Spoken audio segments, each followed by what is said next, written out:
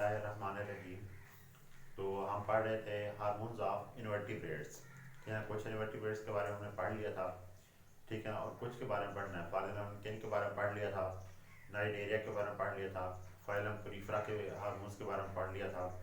इसके अलावा हमने पढ़ा था निमाटोड्स के बारे में, निमेटियंस के बारे में, प्लेटीहेलमिन्थीज के बारे में। ठीक है, तो हमने देखा था उनके अंदर जितने भी हार्मोन्स, पहली बात तो ये है कि जो पोरीफरा थे उनके अंदर, क्योंकि वो सिंपलेस्ट ऑर्गेनिज्म है एवोल्यूशन के लिहाज से, और उनकी बॉडी है बहुत सिंपल है, ना ही कोई टिश्यू लेवल ऑफ ऑर्गेनाइजेशन है, ना ही कोई organ organ system level of organisation है, ना ही कोई एंडोक्राइन सिस्टम है, और इवन के उनके अंदर जो नर्वस सिस्टम है वो भी क्या होता नहीं होता।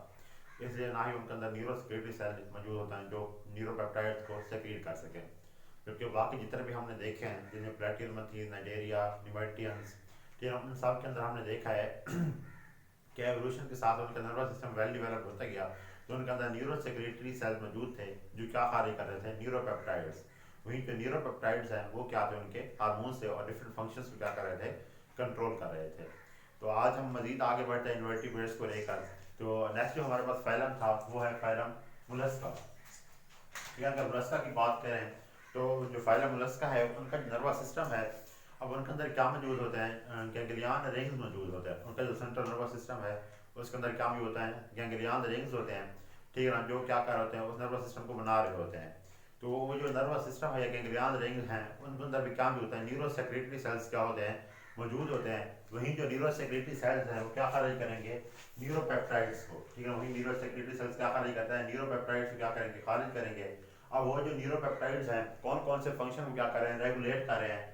हार्ट रेट को रेगुलेट करेंगे, किडनी फंक्शंस को, एनर्जी मेटाबॉलिज्म को। ठीक है ना, जो अभी इनके जो न्यूरोसेक्रेटरी सेल्स हैं वो क्या खारिज करेंगे, न्यूरोपेप्टाइड्स। ठीक है ना, अब वो न्यूरोपेप्टाइड्स किन की रेगुलेशन कर रहे हैं, हार्ट रेट को, किडनी फंक्शंस को, एनर्जी मेटाबॉलिज्म को क्या कर रहे होते हैं, कंट्रोल कर रहे होते हैं। इस तरह हम अगर नेक्स्ट देखें तो बाइवाल्व्स हैं। फॉर एग्जांपल बाइवाल्व्स जो होते हैं, अगर यहाँ पर देखें बाइवाल्व, ठीक है, बाइवाल्व का ताल्लुक भी किससे होता है, मोलस्का से होता है। ठीक है ना, उनकी एक क्लास है भाई वाल्विया। ये उनके अंदर क्या मौजूद है, भाई वाल्व मौजूद होते हैं। तो उनकी जो इंटेस्टाइन है या जो गट होती है, ठीक है, उसके अंदर क्या मौजूद है, इंसुलिन, इंसुलिन हार्मोन मौजूद होते हैं। ये उनकी जो इंटेस्टाइन होती है, गट होते हैं, वो कौन सा हार्मोन खारिज कर रहे होते हैं, इंसुलिन हार्मोन खारिज करते हैं। अब इंसुलिन हार्मोन का काम क्या होता है, ब्लड के अंदर शुगर लेवल को मेंटेन करना। ये इंसुलिन का काम क्या होता है, ब्लड के अंदर शुगर लेवल या कार्बोहाइड्रेट लेवल क्या करना, रेगुलेशन कराना।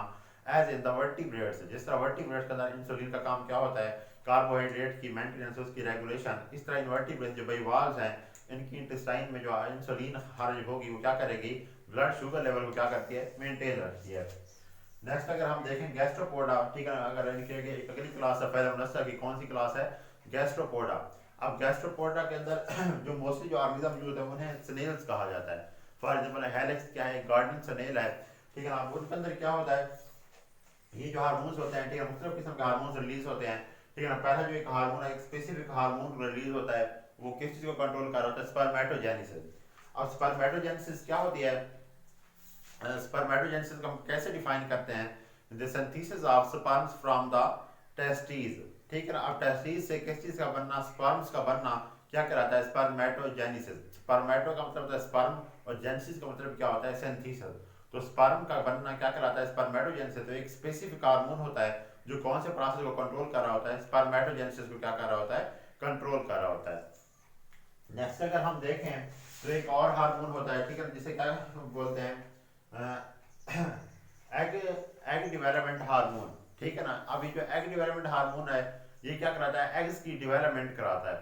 ठीक है, एक और हार्मोन है जो क्या करा रहा है, एग्स की क्या कराता है, डेवलपमेंट कराता है। इस तरह एक और हार्मोन रिलीज होता है, ठीक है ना, किस चीज से, टेस्टिस से रिलीज होगा और ओवरीज से। ठीक है ना, एक और हार्मोन है जो कहाँ से रिलीज होता है, टेस्टिस से रिलीज होगा, और ओवरीज से क्या होता है, रिलीज होता है। अब टेस्टिस क्या होता है, मेल सेक्स ऑर्गन्स होते हैं, और ओवरीज क्या होती हैं, फीमेल सेक्स ऑर्गन्स होती हैं।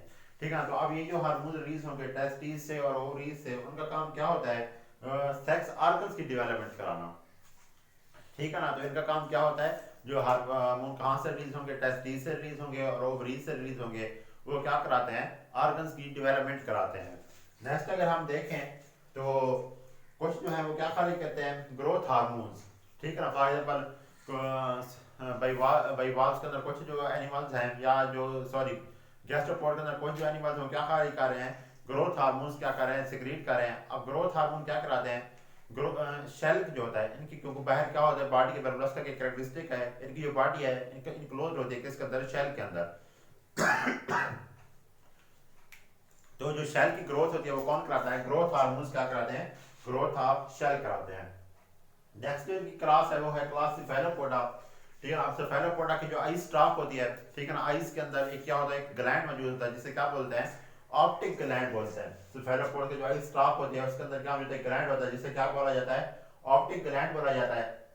अब ये जो ऑप्टिक ग्लैंड है मुख्तलिफ हार्मोन्स क्या करेगा, रिलीज कराएगा, और वो क्या कराते हैं, एग की डेवलपमेंट कराएंगे, प्रोलिफरेशन ऑफ स्पर्मेटोगोनिया, स्पर्मेटोगोनिया की प्रोलिफरेशन कराते हैं। इस तरह जो सेकेंडरी सेक्सुअल कैरेक्टरिस्टिक है उनको क्या करते हैं, डेवलप कराते हैं किन के अंदर, सिफेलोपोड्स के अंदर।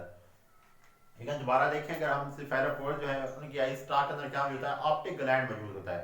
वो ऑप्टिक ग्लैंड हार्मोन रिलीज करेंगे जो क्या कराते हैं, एग की डेवलपमेंट कराएंगे। ठीक है ना, इस तरह जो स्पर्मेटोगोनिया है उनकी प्रोलिफरेशन कराते हैं। इसके साथ साथ ये क्या कराते हैं, सेकेंडरी सेक्सुअल कैरेक्टरिस्टिक की क्या कराते हैं, डेवलपमेंट कराते हैं। नेक्स्ट जो फाइलम है वो है फाइलम एनालिडा।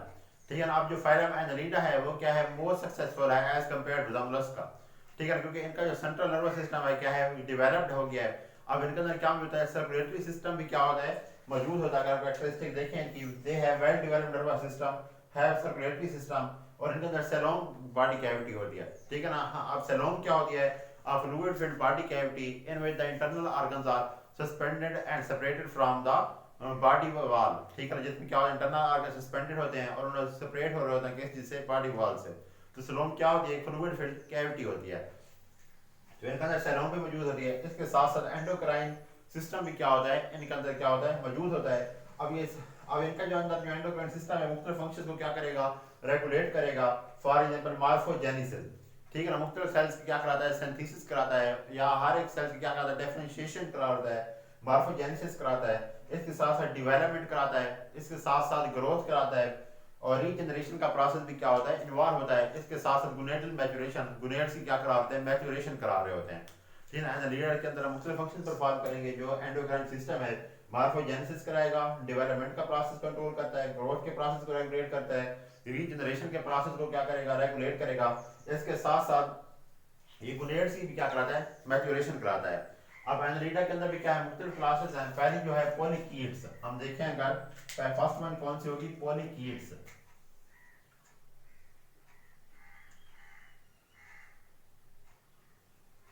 अब ये जो पॉलीकीट्स है मुख्तलिफ किस्म के हार्मोन को क्या करा रहे हैं, रिलीज करा रहे हैं।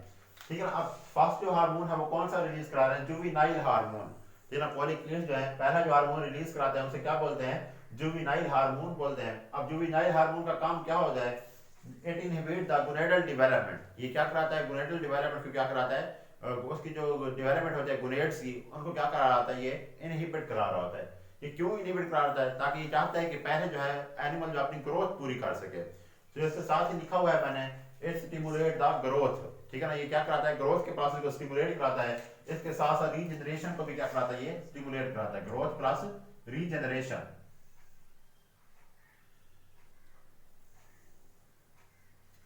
ठीक है, जो जुवेनाइल हार्मोन है ये क्या करता है, एक तो इनहिबिट कराएगा गोनेड्स की डेवलपमेंट को, stimulate the growth plus regeneration. Next जो है वो एक हार्मोन है गोनेडोट्रोपिन। अब ये जो गोनेडोट्रोपिन है ये क्या कराता है, stimulate the egg development. Gonadotropin hormone का काम क्या होता है, ये एग की डेवलपमेंट को क्या करा रहा है, स्टिमुलेट करा रहा है। इसके साथ एक और हार्मोन है जो कौन सा है, एनिटोसिन। ठीक है, नेक्स्ट जो हार्मोन है जो एनालिडा सॉरी पॉलीकीट्स जो रिलीज कराता है वो कौन सा है, एनिटोसिन है। अभी जो एनिटोसिन है इससे कंपेयर किया जाता है ऑक्सीटोसिन के साथ, जो वर्टिब्रेट एक हार्मोन है ऑक्सीटोसिन, ये जो एनिटोसिन है उसके साथ इसको क्या किया जाता है, कंपेयर कराया जाता है।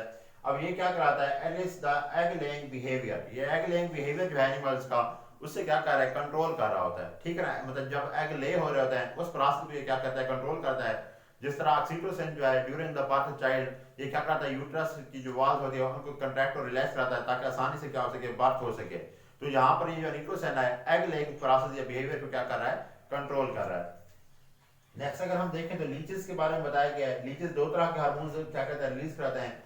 अब वो जो हार्मोन है उनके एक तो कलर चेंज को कंट्रोल करते हैं लीचेस के, दूसरा इनकी गोनेडल डेवलपमेंट कराते हैं। अब लीचेस जो हार्मोन्स खारिज करते हैं एक तो उनकी डेवलपमेंट कराते हैं, दूसरा उनका जो कलर चेंज हो रहा है उसको ये क्या कर रहे होते हैं, कंट्रोल कर रहे होते हैं। नेक्स्ट अगर हम देखें ओलिगोकीट्स, ठीक है, नेक्स्ट जो क्लास है इनकी, ठीक है ना, फेरामेनलीटा की ओलिगोकीट्स है। अब ये मुख्तलिफ किस्म के हार्मोन्स खारिज करते हैं, फॉर एग्जाम्पल ये ऑस्मो रेगुलेटरी हार्मोन्स खारिज करते हैं ओलिगोकीट्स जो है, ये ऑस्मो रेगुलेटरी। अब ऑस्मो रेगुलेशन का प्रोसेस क्या होता है, the maintenance of water and salt balance in the body, ठीक है ना, वाटर और साल्ट को बैलेंस रखना क्या कहलाता है, ऑस्मो रेगुलेशन कहलाता है। अब ऑस्मो रेगुलेशन को कंट्रोल करने के लिए, ठीक है, जो लिकोकीट्स हैं ये क्या खारिज करते हैं, ऑस्मो रेगुलेटरी हार्मोन्स क्या करेंगे, सिक्रीट करेंगे, जो ऑस्मो रेगुलेशन के प्रोसेस को क्या करते हैं, कंट्रोल करते हैं। ठीक है ना, इसके साथ साथ एक और लिकोकेट है जिसकी एग्जांपल है लुम्ब्रिकस, तो ये क्या खारिज करते हैं, हाइपरग्लाइसीमिक हार्मोन। ठीक है ना, जो लुम्ब्रिकस हैं ये एक और हार्मोन खारिज कर रहे हैं जिसे क्या बोलते हैं, हाइपरग्लाइसीमिक हार्मोन। अब हाइपरग्लाइसीमिक नाम से ज़ाहिर है ये किस चीज़ को कंट्रोल करता है, level of carbohydrate in the blood.